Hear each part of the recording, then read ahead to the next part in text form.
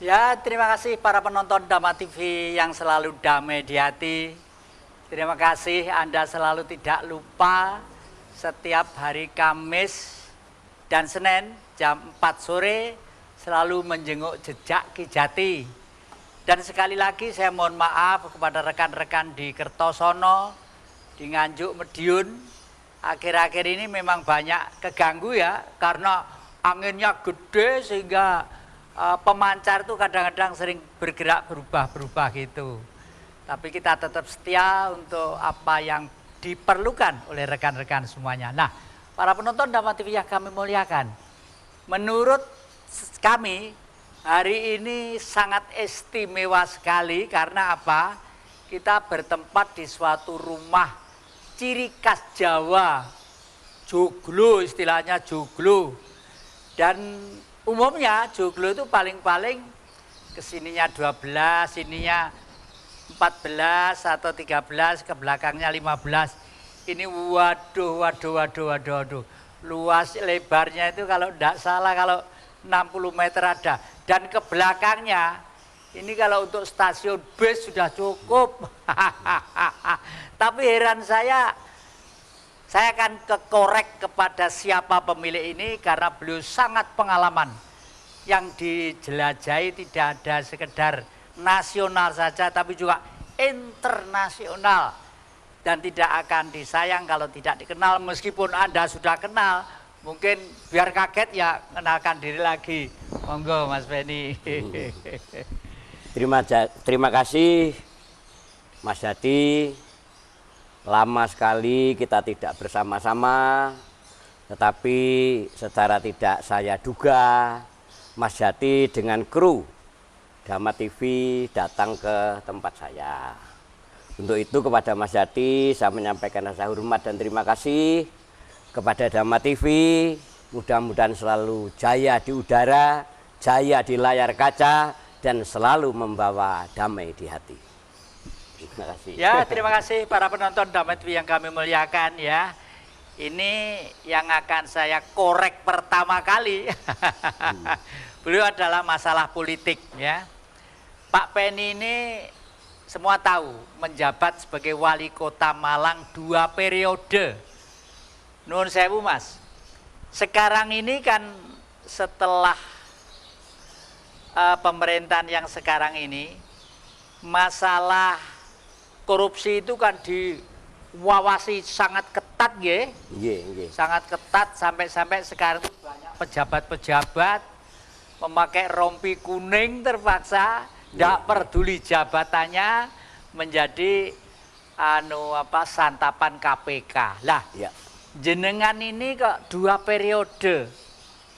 Saya lihat santai-santai saja, damai-damai saja, juga tidak ada permasalahan yang macam-macam. Nuwun sewu. Itu karena penjenengan punya pusaka ampuh, tundung mungsuh, atau karena ilmu, atau karena apa sebenarnya Pak Penny? Nggih Mas Jati, jadi terima kasih kepada para pemirsa. Ada pertanyaan yang sangat menggelitik hati saya. Jadi untuk memimpin suatu masyarakat, suatu daerah, itu harus ada ilmunya. Ada ilmunya. Jadi bagi masyarakat kota itu tidak perlu dengan pembinaan, tetapi dengan bimbingan. Tidak perlu dengan pembinaan, tapi dengan bimbingan. Ya, dengan membimbing. Jadi masyarakat perkotaan itu mohon maaf kepada yang di luar wilayah bahwa Kota Malang itu kan kota pendidikan. Sehingga masyarakatnya itu relatif pendidikannya itu orang pinter-pinter. Orang pinter-pinter. Karena itu tidak perlu dibina, tapi dibimbing. Bagaimana membimbing itu? Ketika saya dilantik pertama kali, tahun akhir 1900, mohon maaf, tahun 2003 akhir, nah, itu saya paham bahwa pegawai negeri PNS di Kota Malang itu punya pengalaman panjang di dalam melaksanakan tugas-tugasnya. Sedangkan saya itu baru saja dilantik, yang tidak pernah punya pengalaman di dalam membina wilayah. Karena itu, lalu saya mengambil kebijaksanaan bahwa semua fungsi saya, semua kewenangan saya, itu saya bagi habis di dalam semua dinas. Karena misalnya tentang pariwisata, ya aku yo ora ngerti. Luweh ngerti kepala dinas pariwisata.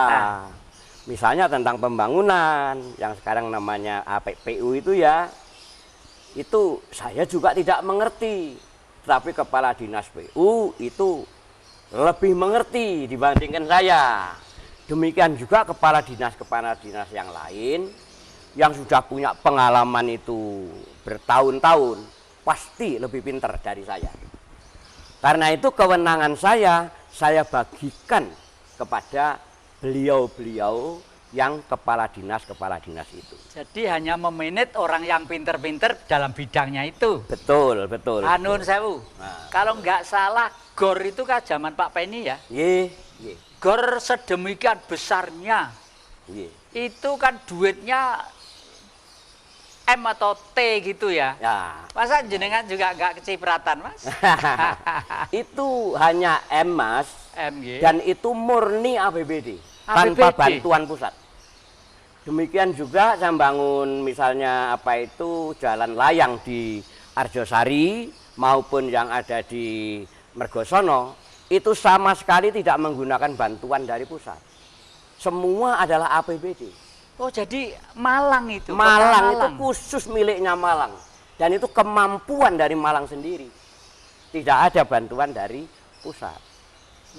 Demikian juga terminal Hamid Rusdi misalnya, lalu Blok Office, itu tidak ada bantuan dari pusat, tetapi meligi khusus APBD. Nah, mengapa bisa? Ya, karena tidak ada penyimpangan tadi itu. Dan dikerjakan oleh orang-orang yang memang bidangnya. Nah, para penonton Dhamma TV yang kami muliakan, mungkin acara ini patut ditonton oleh para pejabat-pejabat yang ada dimanapun ya. Coba ya, kalau Anda pergi ke Malang, ada GOR sedemikian gedenya, ada jalan layang, dulu isunya itu ya mesti aja bisa karena di Batu. Ternyata tidak. Ternyata tidak. Dan beliau berangkat membangun Malang, dari Malang, oleh Malang, untuk Malang. Ternyata juga berhasil gini lah. Ini nun sewu nggih. Saya itu udah lama. Pak Penny itu adalah sahabat saya sejak kecil, sahabat saya. Mulai dari Blitar lah ini saya tulis. Ini yang lukis bukan saya tulis yang terhormat Penny Suparto, Dr. Andes. Ini ya titik-titik lah. Indonesia adalah bagaimana nih? Kita sejak muda sahabat, hendak sebagai anak Blitar wajib kita sebarkan ajaran Bung Karno. Ya, beliau sebenarnya para penonton punya gambar Bung Karno 3 kali lipat ini, tapi gambar ini saya persembahkan untuk beliau untuk sebagai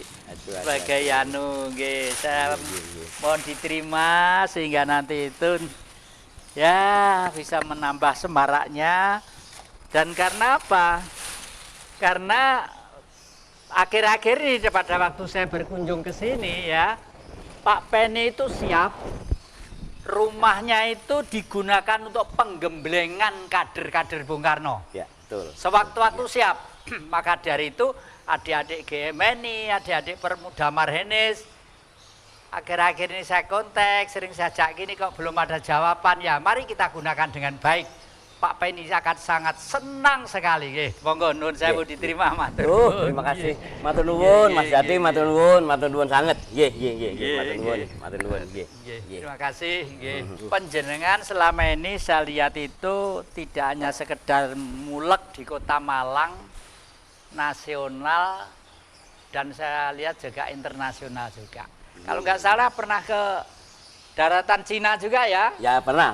Kok saya dapat penjenengan itu ada penghargaan dari Cina, itu penghargaan apa itu? Jadi di sana itu ada bangunan luar biasa, yaitu The Great Wall of China. Itu kalau orang naik ini jarang sekali yang mampu mencapai pos ketujuh. Pos ketujuh. Nah, saya dengan jalan kaki naik begini, terus yang lain tertinggal di bawah, saya naik langsung ke pos ketujuh, Mas. Nah, di sana itu hanya orang-orang yang mampu sampai ke pos ketujuh itu mendapatkan penghargaan dari Great Wall of China itu. Jadi saya mempunyai penghargaan itu yang ditulis nama saya di lempeng tembaga, yang itu memang asli dari sana. Ya, para penonton Dhamma TV yang kami muliakan, masih asik sekali. Pokoknya mengikuti ceritanya orang pinter dan sukses itu akan ketularan. Makanya jangan lupa ya, tetangga-tetangga dijawil yang TV-nya lagi rusak, yang TV-nya dijawil biar nonton semua setiap Kamis ya. Jangan kemana-mana, masih di depan Jejak Ki Jati. Ya, terima kasih. Kita masih ngorek terus orang yang pengalaman ini. Great Wall di Cina itu dibangun zaman dinasti apa ya? Itu dibangun dalam berbagai macam generasi, Mas. Jadi itu kan dipakai untuk menghalang-halangi, untuk keamanan, jangan sampai musuh dari luar itu bisa masuk ke daratan Cina. Khususnya Mongolia. Khususnya bangsa barbar dari Mongolia itu. Nah, tetapi kemudian setelah Great Wall itu selesai dibangun, itu Cina mengalami peperangan yang dahsyat, yang luar biasa. Lawan yang dari luar ternyata tidak memanjat tembok Cina. Tetapi ternyata musuh dari luar itu menyuap para penjaganya.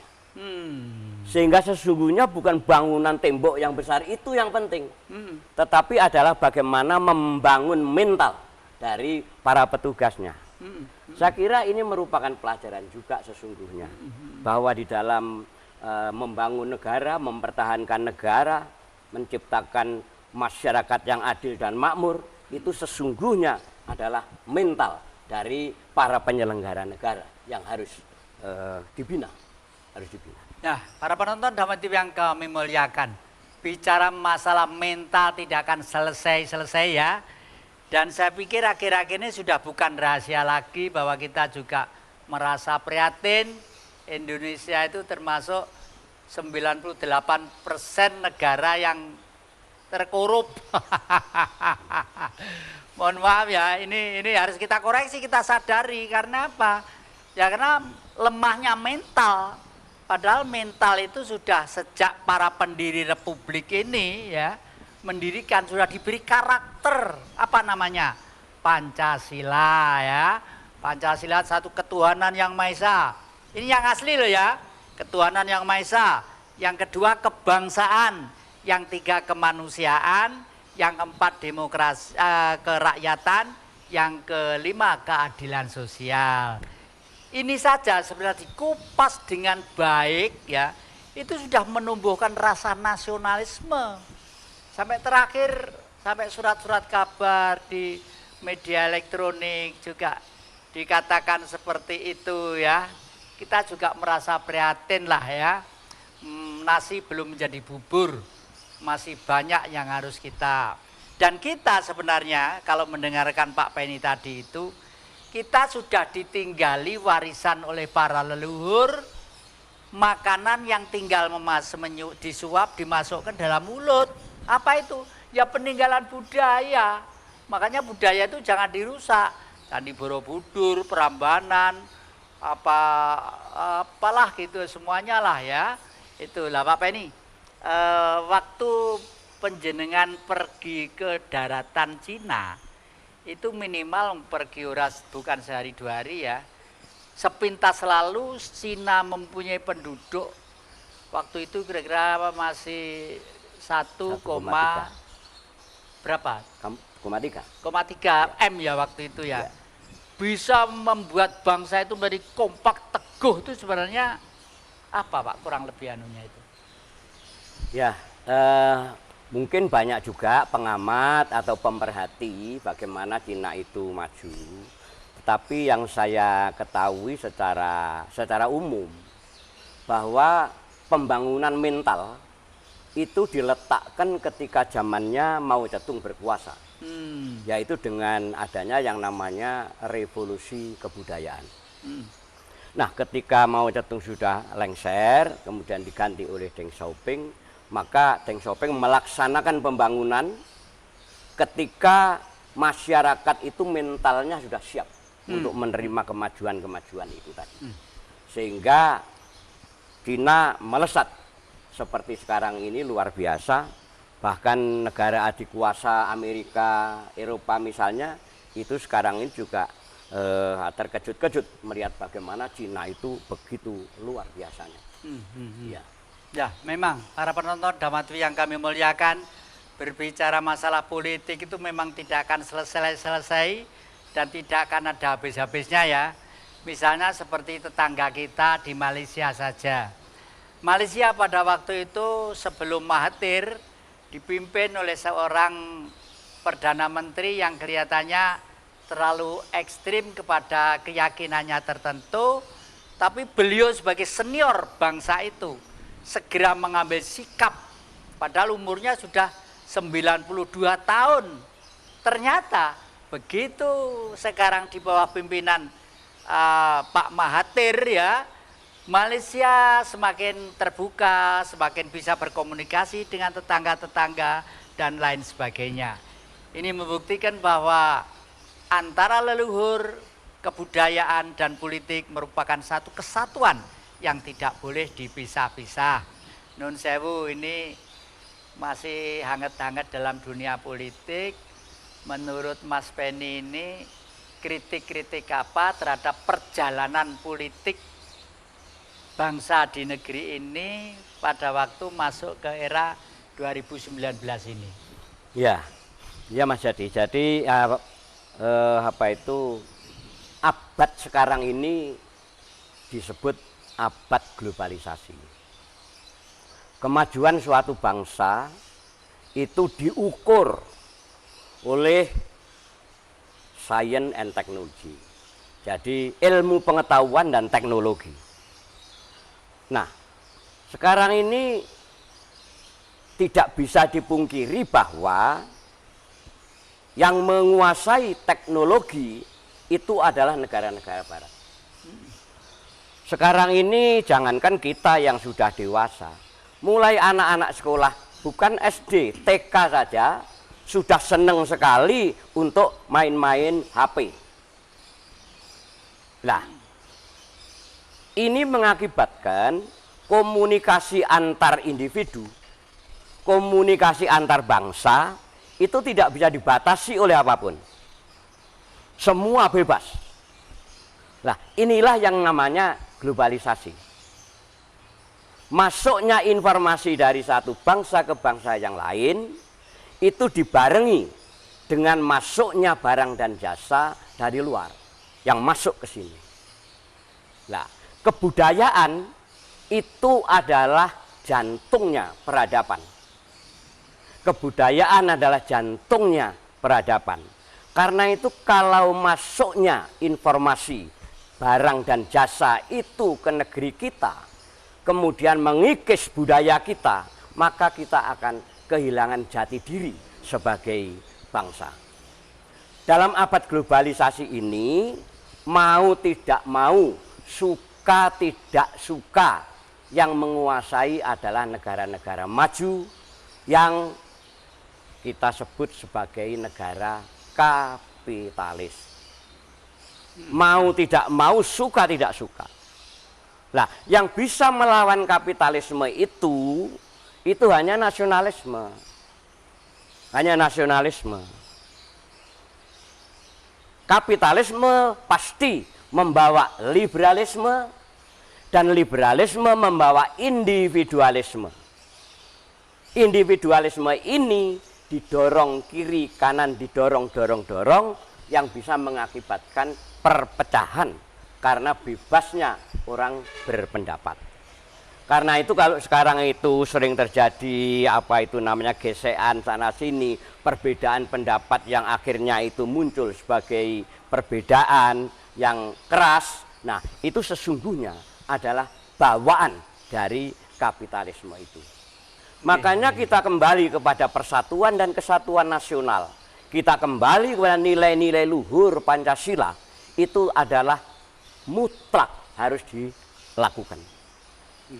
Untuk semua kalangan. Ya. Lebih-lebih masyarakat, lebih-lebih para penyelenggara negara. Begitu Mas Adi. Nun sewu, sekarang Mas Penny itu yuswa umur berapa? Saya itu disebut saja umurnya 70 begitu loh Mas, aja setua-tua. Keliwatannya piro wis bene wis pokoke 70 ngono ya. Gila. Panjenengan umur 70, saya umur ini tahun depan ini sudah 76. Nun sewu, tidak kok membesar-besarkan diri kita, tidak loh. Panjenengan itu pikirannya masih brilian. Mikir politik, mikir ekonomi, mikir budaya. Saya juga masih ngomong, masih lancar-lancar saja tentang politik, tentang budaya, dan lain sebagainya. Tapi nun sewu, menurut peraturan sekarang tuh orang yang boleh duduk di dalam lembaga politik, DPR misalnya, itu maksimal umur berapa ya? Saya kurang paham itu, tidak mempelajari itu, barangkali umur 17 ya Mas. Apa itu minimal? Kalau nggak salah 57 apa berapa gitu ya? Maksimalnya? Maksimalnya. Maksimalnya gitu. Maksimalnya. Jadi kita ini sajane wong wis sing ora kangge ning republik ini. Tapi banyak menteri yang usianya sudah 70 lebih Mas. Iya, enggak apa-apa. Enggak apa-apa. Iya.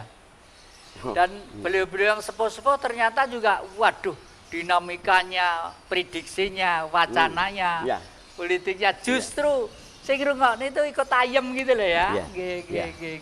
Nah, nun sewu. Orang masuk di rumah jenengan itu pasti terheran-heran.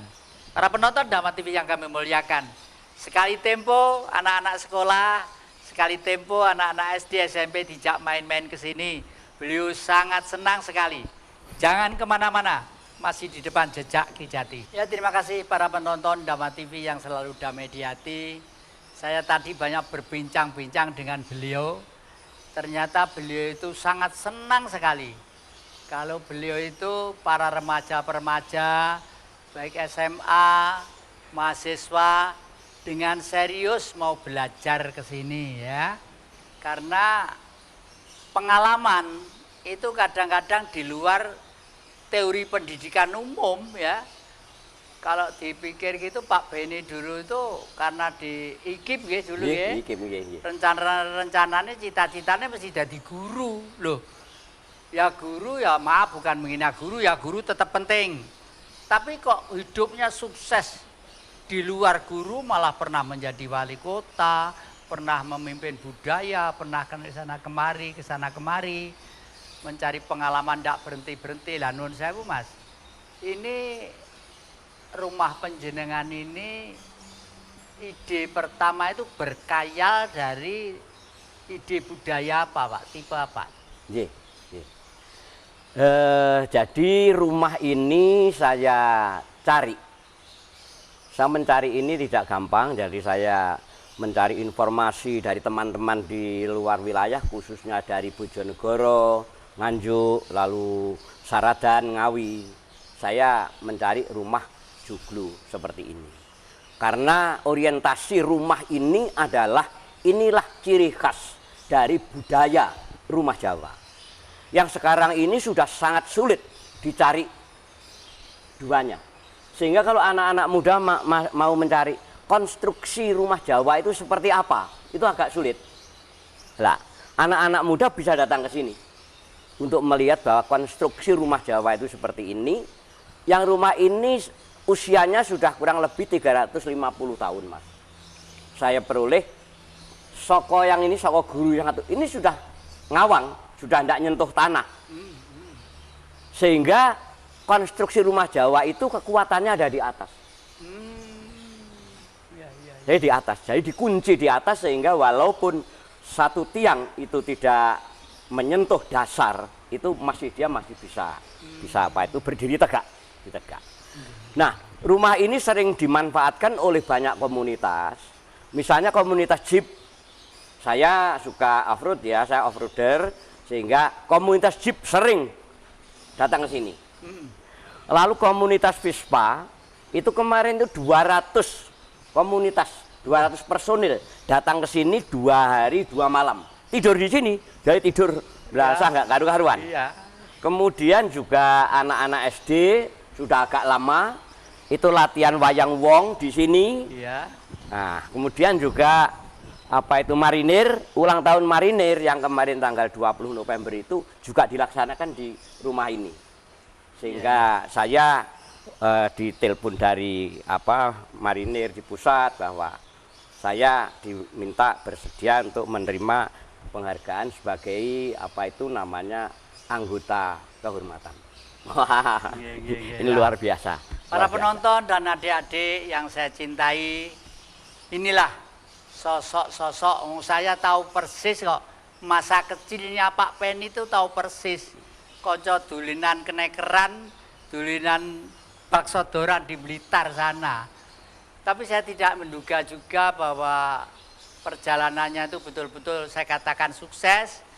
Sukses itu adalah kalau sudah mempunyai kelebihan daripada umum, ya, dan kelebihan itu tidak mengundang masalah, ya. Ini yang namanya sukses gitu loh ya.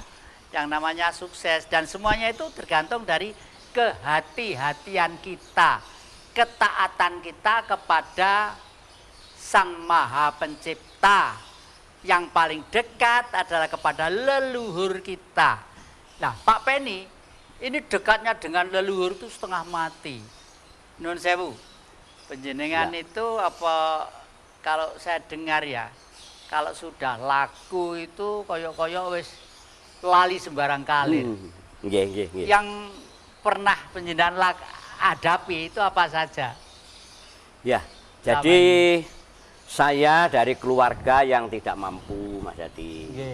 Tetapi saya hormat sekali kepada bapak ibu saya dalam kondisi ketidakmampuannya itu secara ekonomi, itu mendorong saya untuk sekolah. Saya masuk di Malang itu tahun 1965. Sehingga sampai sekarang ini sudah berapa puluh tahun ya, sehingga saya Blitarnya sudah hilang jadi Arema asli. Karena kalau mbak-mbak ini, masih saya datang di sini belum lahir. Saya sudah datang di sini. Mas Yadi juga sudah datang. Sehingga kalau usia saya, kalau sekarang ini tahun depan ini sudah 74 tahun. Jadi dengan Mas Yadi terpaut satu tahun barangkali begitu Mas ya. Ya. Tetapi saya berusaha tetap berdiri tegak di usia senja. Ini jamune apa? Jamune pikirannya tentrem. Lalu juga jangan sampai mempunyai hati jahat. Betul. Manusia itu punya hati baik dan hati jahat. Begitu hati jahat itu masuk ke pikiran kita, segera hilangkan dan ganti dengan pikiran-pikiran yang positif, yang baik. Dengan begitu kita selalu di dalam kesehatan. Kalau soal makan itu semuanya bisa dimakan lah. Semua bisa dimakan, tidak ada larangannya, itu semua bisa dimakan.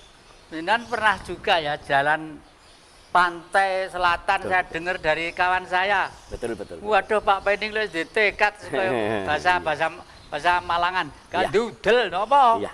Masa jualan kuaki itu dari mana ke mana itu Pak? Iya. Jadi waktu itu tahun 71. 71, jadi saya jalan mulai dari Udanawu Blitar, itu terus saya jalan kaki terus bersama dengan 8 orang. Terus saja sampai ini, terus langsung ke Malang Selatan, itu ke Sendang Biru. Dari Sendang Biru terus ngelerek terus sana sampai ke Pacitan. Jadi mulai dari apa itu namanya Sendang Biru, Sendang Gabus, lalu mana itu namanya, ini semua pantai itu saya lewati, Niama, Sine dan sebagainya sampai ke Pacitan. Nah, di Pacitan itu tidak bisa terus. Pertama karena temannya tinggal 3, yang lain rontok di jalan. Pulang, tidak mampu Mas. Sampai di Pacitan hanya tinggal 3 orang. Nah, lalu berhenti karena di pantai itu ada tulisan besar, jangan masuk, bisa mati. Wah, lalu saya bingung, ini ada apanya pantai kok aneh. Saya tanya kepada Koramil di sana, Pak Koramil, ini kok ada tulisan ini apa? Oh iya, jangan masuk itu. Itu pasirnya mengandung radioaktif, begitu katanya Pak Koramil itu. Sehingga daripada kita menempuh bahaya untuk apa, hingga kita dari situ terus pulang lagi ke Blitar. Itu tahun 71, ketika saya sudah lulus dari sarjana muda di sini. BA dulu modelnya kan BA Mas ya. Nah, Bachelor of Art. Nah, pulang, tapi setelah itu saya kembali lagi ke sini. Ya, melanjutkan apa studi saya sampai hari ini. Jadi dari masyarakat Malang Raya, semuanya saya mencintainya, sehingga saya sesungguhnya adalah Arema yang sudah tidak bisa diragukan lagi. Nah, para penonton Dawan TV yang kami muliakan dan adik-adik ya, jadi hidup itu kalau bisa jangan terbuang sia-sia waktunya ya. Betul. Hari ini besok sudah tidak ada. Begitu hari ini kita lengah, kita melakukan sesuatu yang salah, ya sudah. Nanti ngeremeh nih waktu, menghina waktu itu numpuk. Kalau sudah numpuk itu sama dengan menyusun sesuatu yang negatif dalam tubuh kita. Padahal kita itu diberi keistimewaan, diberi pikiran untuk berpikir, diberi angan-angan untuk berkhayal ya. Jadi berhak saja siapa aja angan-angan berkhayal saja. Bahkan khayalan itu adalah filosofis. Kalau sudah berpikir ideologis ya. Filosofis itu apa? Semua orang filosofisnya sama. Lek wetenge luwe mesti pengen mangan, ya toh. Entah itu orang Amerika, entah orang Eropa, entah Cina, entah Afrika, entah negro, entah apapun. Kalau perut lapar mesti pengen makan, ya toh. Kalau sudah makan, pengen lapar, pengen makan, berpikir, saya makan di warung atau di rumah. Wah, di rumah belum masak, pengen ke warung, ngerayai dompet dulu, ada duitnya atau tidak lah. Ini sudah hukum manusia di dunia, tetapi semuanya itu bisa dipotong kompas kalau kita mempunyai ketegasan untuk hidup. Yang tadi saya katakan, hari ini besok tidak ada. Hari ini saya sudah harus berbuat prestasi. Nah, saya dengan kawan-kawan Dama TV, dengan Pak Pen ini merasa bahagia sekali. Masih bisa menyampaikan sesuatu yang harapan kita semuanya itu adalah supaya masyarakat kita cepat segera berubah. Karena berubah cara berpikir dan wawasannya ya. Karena tadi Pak Penny sudah membawa wawasan bahwa awas, hati-hati, tahun ini tahun teknologi. Ketinggalan juga kita celaka, ditindas teknologi juga celaka. Jangan kemana-mana, masih di depan jejak Kijati. Ya, terima kasih para penonton Dama TV yang kami muliakan ya. Ini berbincang-bincang ke sana kemari, nyinggung masalah politik selama ini dan lain sebagainya. Tadi sudah diutarakan ya. Banyak mahasiswa sekarang yang pikirannya kritis-kritis ya. Zaman Orde Baru ya Pancasila. Kenapa kok mesti diturunkan dan sebagainya. Oleh karena itu mungkin ya yang belum kita pelajari semua itu, pelajari itu bukan, ini bukan bukan paham politik loh, cara berpikir loh nggih. Dulu Bung Karno menyebut bangsa manusia yang tertindas oleh sistem adalah disebut kaum marhen. Artinya kaum marhen itu orangnya suci, orangnya baik, orangnya sregep, tapi tetap miskin karena sistem politiknya masih banyak yang mengandung nilai-nilai negatif untuk rakyat itu sendiri. Nah, Pak Penny, kalau perdepoan saya sudah hampir tiap minggu itu ada kira-kira sekitar 25, 50, 100 gitu mahasiswa itu saya gemblengi tentang marinisme supaya tahu tentang bahwa yang kita hadapi itu adalah bukan manusia, sistem. Nah, kalau nanti andai kata sudah besar kan tidak cukup di sana.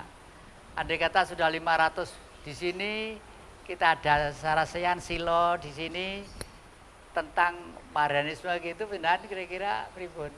Iya. Jadi apa yang disampaikan oleh Bung Karno pada tanggal 4 Juli tahun 1927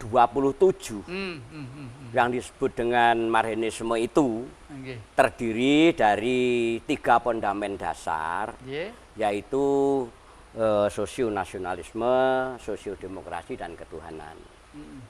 Nah, 3 hal dasar ini kemudian oleh Bung Karno kembali diungkapkan di dalam pidato pada tanggal 1 Juni 1945.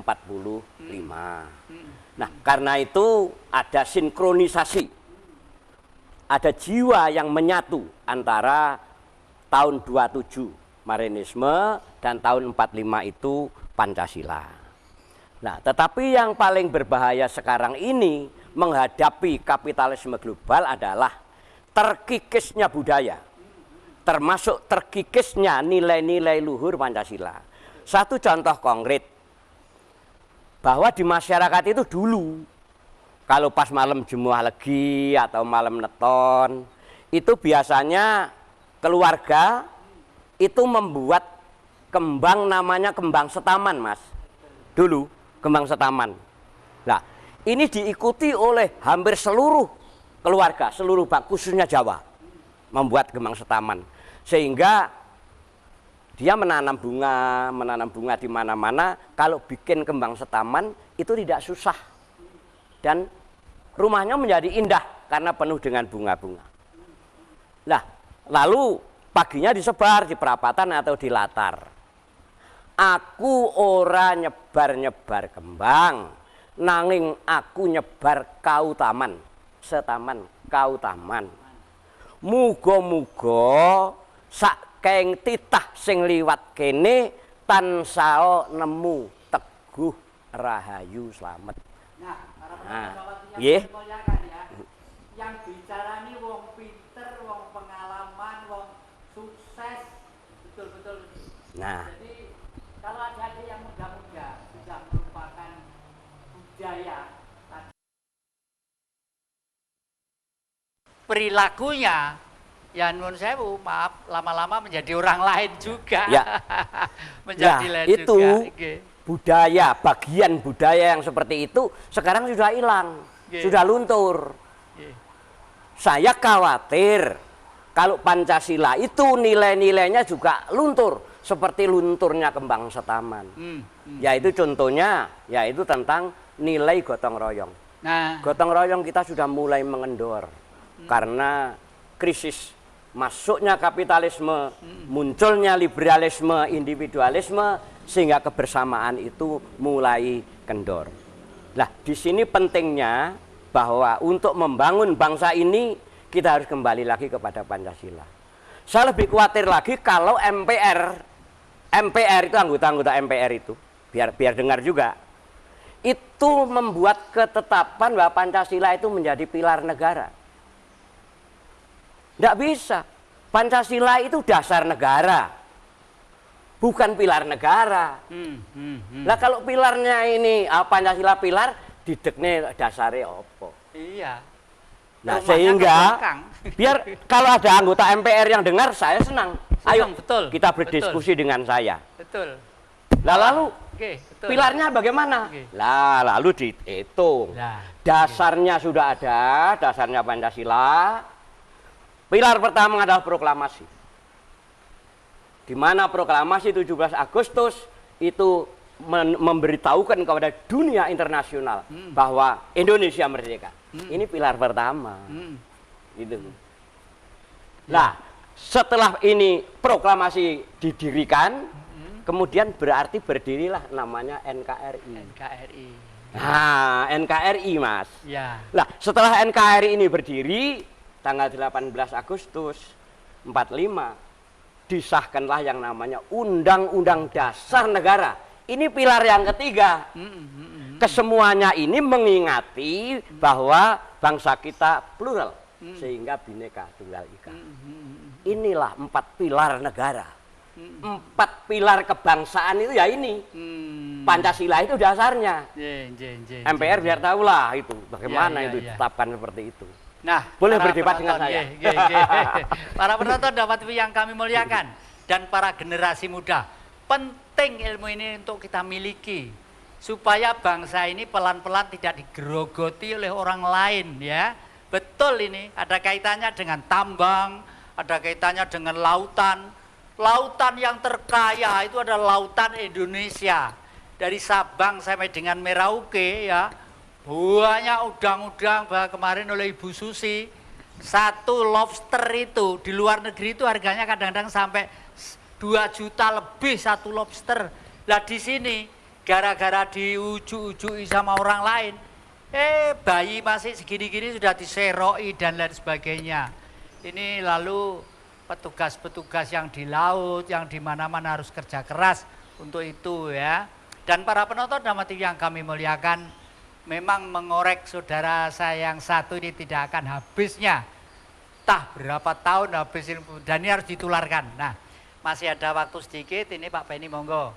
Penjenengan kesan-kesan pesan apa kepada generasi, kepada masyarakat secara umum tentang mau menghabisi akhir 2019 ini, monggo. Ya, jadi terima kasih sekali Mas Jati dan Dhamma TV. Saya bisa diajak bicara sedikit tentang masalah kenegaraan dan pesan saya kepada generasi muda. Jaga persatuan dan kesatuan. Untuk bisa mengeterapkan Pancasila itu secara benar, kita mesti belajar. Kita mesti menggali kembali. Kita harus retrospeksi terhadap Pancasila sebagai dasar negara. Sebagai filosofi Groundslag, sebagai filsafat hidup bangsa ini. Sekali lagi bukan sebagai pilar. Kalau sebagai pilar nanti bisa diganti-ganti itu. Iya. Ya, para penonton dapat yang kami muliakan, ternyata beliau itu daya ingatnya dan pengalaman membacanya serta mempraktekannya mungkin jauh lebih paham dari saya. Buktinya apa tadi? Loh, kok ya ingat kalau 4 Juli 1927 Bung Karno itu mencanangkan ideologi untuk menghimpun masyarakat secara umum supaya timbul keberanian untuk menuju kemerdekaan. Nah, setelah merdeka, bangsa ini kan macam-macam, ada yang Katolik, ada yang Kristen, ada yang Hindu, ada yang Buddha, ada yang Jawa, ada yang Ngebong Dupo. Makanya lalu menjadi Pancasila itu ketuhanan yang Maha Esa, kebangsaan yang asli loh ini, ketuhanan yang Maha Esa, kebangsaan, kemanusiaan, kerakyatan, keadilan sosial. Kenapa kebangsaan ke nomor 2? Itu perintah Tuhan.